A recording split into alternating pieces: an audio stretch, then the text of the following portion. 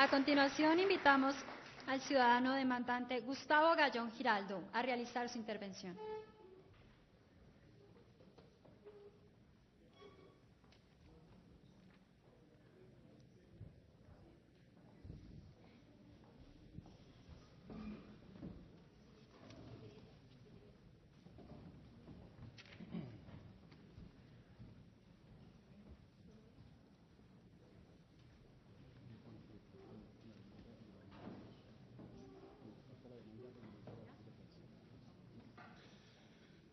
Honorables magistrados,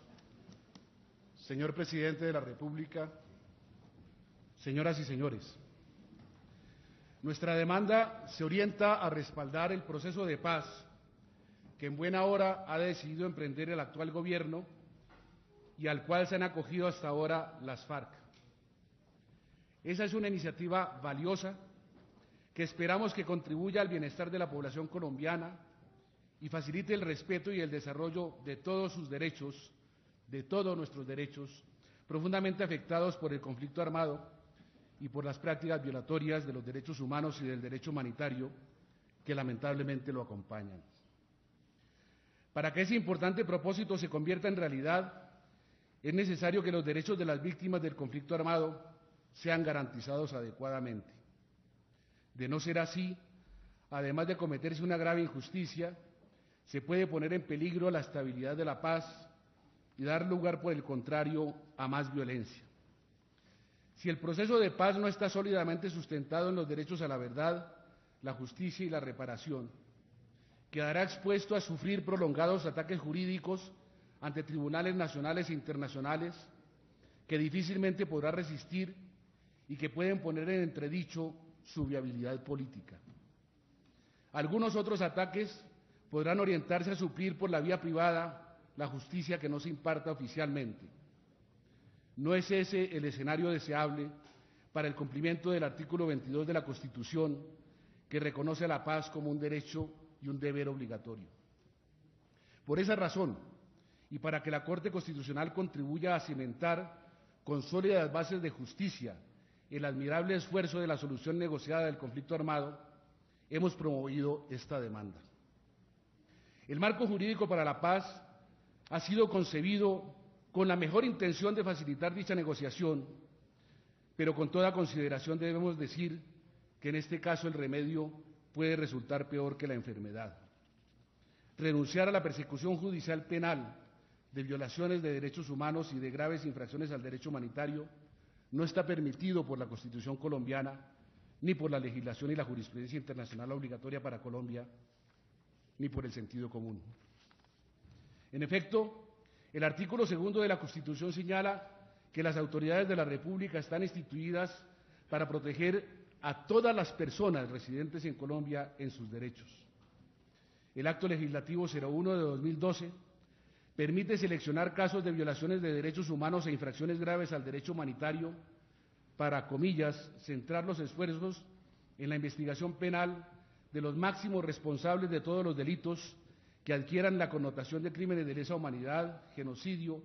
o crímenes de guerra cometidos de manera sistemática, hasta aquí las comillas, y autoriza, nuevamente comillas, la renuncia condicionada a la persecución judicial penal de todos los casos no seleccionados, cierro comillas. Así, contradice sustancialmente lo ordenado por el mencionado artículo 2 y las normas concordantes que fueron citadas al inicio de esta audiencia, y convierte a las autoridades de la República en poderes instituidos para proteger tan solo los derechos de algunas de las personas residentes en Colombia, las que ellas discrecionalmente decidan proteger. Desapariciones forzadas, violaciones sexuales, masacres, secuestros, desplazamientos forzados que no hayan sido perpetrados de manera sistemática no serán seleccionados, ni investigados judicialmente, ni juzgados. La Corte Interamericana de Derechos Humanos ha señalado reiteradamente que la obligación de investigar y juzgar las violaciones de derechos humanos, la obligación estatal de hacerlo, es irrenunciable. Como lo señalamos en la demanda, ese pronunciamiento está basado en el artículo 8 de la Convención Americana y es congruente con el artículo 2.3 del Pacto Internacional de Derechos Civiles y Políticos y con importantes pronunciamientos del Comité de Derechos Humanos creado por dicho pacto. En las intervenciones realizadas por escrito ante esta Corte, hay quienes sostienen que recientemente, con la sentencia del caso del Mozote contra El Salvador, la Corte Interamericana habría variado su jurisprudencia al respecto. Es cierto que allí la Corte reconoció que no había abordado antes el análisis de amnistías en conflictos armados, pero no es cierto que haya sostenido que las amnistías otorgadas en conflictos armados internos puedan cobijar graves violaciones de derechos humanos. Lejos de esto, la Corte recordó que las amnistías otorgadas con el propósito de poner fin a las hostilidades no pueden cubrir, y cito, a personas sospechosas o acusadas de haber cometido crímenes de guerra o que estén acusadas por ello. Hasta ahí la citación. Ha habido también en este proceso intervenciones orientadas a sostener que el deber de investigar y juzgar todas las graves violaciones de derechos humanos no puede ser interpretado como una obligación definitiva de parte del Estado, sino solamente como un principio cuya aplicación debe ser adaptada a las condiciones de posibilidad de su realización. Al respecto, debe anotarse en primer lugar que el artículo 2 de la Constitución es la piedra angular de la teoría sobre la responsabilidad del Estado en Colombia y que es el fundamento del derecho contencioso administrativo. No se trata de una disposición de inferior categoría, sino por el contrario, del núcleo de un pilar esencial de la Constitución, junto con las normas concordantes que he mencionado anteriormente, contrariamente a lo que también ha sostenido otro interviniente en este proceso. En el caso que nos ocupa, la cuestión sería saber si hay un principio o norma que pueda restringir el deber de investigación y juzgamiento de violaciones de derechos humanos. Algunos intervinientes contestan a este interrogante afirmativamente, sosteniendo que el principio de justicia, que es el que soportaría el deber de investigar y juzgar todas las violaciones graves de derechos humanos, debe armonizarse con el de la paz. En este punto podemos estar y estamos efectivamente de acuerdo. La discrepancia surge con la tesis que sostiene que el marco jurídico para la paz es una armonización correcta de la justicia con la paz, porque, según estos intervinientes, solo se limita la justicia en relación con contextos de justicia transicional y porque existen mecanismos que compensan la limitación del derecho a la justicia, como programas administrativos de reparación y mecanismos extrajudiciales de verdad. En nuestra opinión, aun cuando esta norma se aplique solamente en contextos de justicia transicional, es precisamente en estos contextos donde se cometen la gran mayoría de violaciones graves a los derechos humanos en Colombia, respecto de las cuales el deber de hacer justicia es más apremiante que en cualquier otro caso. Y por otro lado, las medidas de justicia transicional deben adoptarse de manera comprensiva y no en forma excluyente. Así, no porque el marco jurídico para la paz disponga que el Congreso creará una comisión no judicial para el esclarecimiento de la verdad, puede concluirse que se satisfagan las otras exigencias de la justicia transicional, pues en todo caso será necesario garantizar que se investigue y persiga la mayor cantidad de responsables de graves violaciones de derechos humanos. La discusión acerca de si el artículo 2 y las normas concordantes establecen una norma o un principio debe tener en cuenta, a nuestro juicio, la necesidad de que dicho artículo 2 sea interpretado conforme al principio pro homine, o sea, el más favorable para las víctimas. Esto quiere decir que cuando la Constitución dispone que las autoridades están instituidas para proteger los derechos de todas las personas residentes en Colombia, el alcance de dicha disposición no puede restringirse para concluir que haya personas en Colombia que no queden adecuada o equitativamente protegidas por la acción de las autoridades en relación con sus derechos. Lo anterior sería suficiente para concluir que el marco jurídico para la paz en las partes demandadas debe ser declarado inconstitucional. Pero hay otro motivo de inconstitucionalidad, cuál es el relacionado con el hecho de que dicho marco establece subrepticiamente un estado de excepción a través de una reforma constitucional que contradice las reglas previstas al respecto, reglas que son también un pilar esencial de la Constitución. Obsérvese que el acto legislativo 01 de 2012 fue tramitado y aprobado como un artículo transitorio y ha pretendido suspender la vigencia de un elemento fundante de la Constitución. Mientras dicho elemento fundante establece que las autoridades deben proteger y garantizar los derechos de todas las personas residentes en Colombia, el artículo transitorio prevé que las autoridades pueden no respetar y no garantizar los derechos de todas las personas y por lo tanto dejar de investigar y juzgar violaciones graves. Tenemos así dos constituciones vigentes en Colombia al mismo tiempo. Una, la de las disposiciones permanentes de la Constitución, que puede ser exhibida ante la población colombiana y ante la comunidad internacional para afirmar que tenemos un Estado garantista de derechos. La otra, la del marco, que dice que transitoriamente se suspende la vigencia del artículo 2 y de otras disposiciones permanentes de la Constitución y de tratados internacionales obligatorios para Colombia. Esa fue la misma mentalidad de estado de sitio que rigió en buena medida el manejo del Estado colombiano antes de 1991 y fue la razón por la cual la Constitución se esmeró en regular los estados de excepción en la forma como lo hizo en los artículos 213 y siguientes,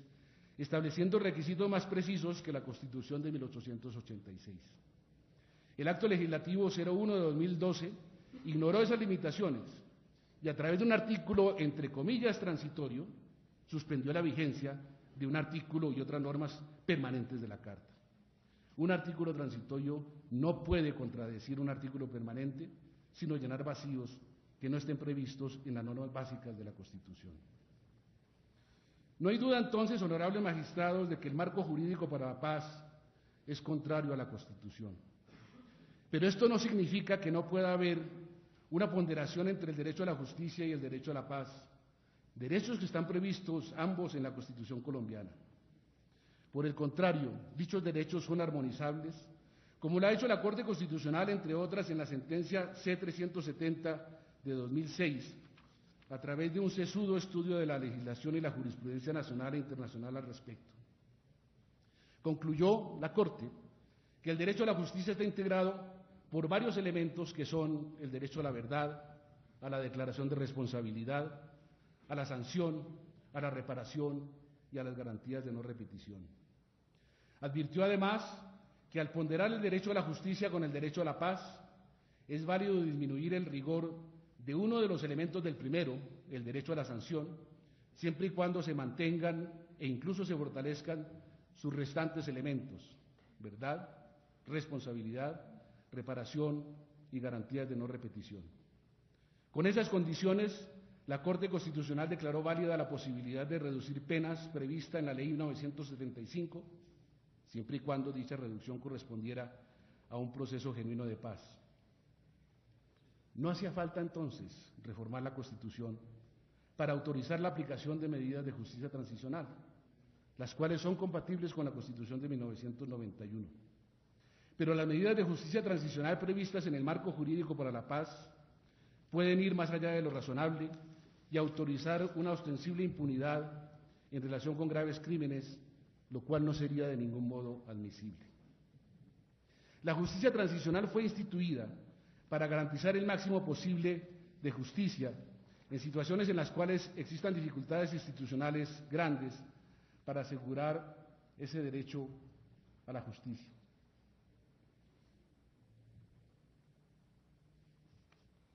La Comisión de la Verdad en Chile, por ejemplo,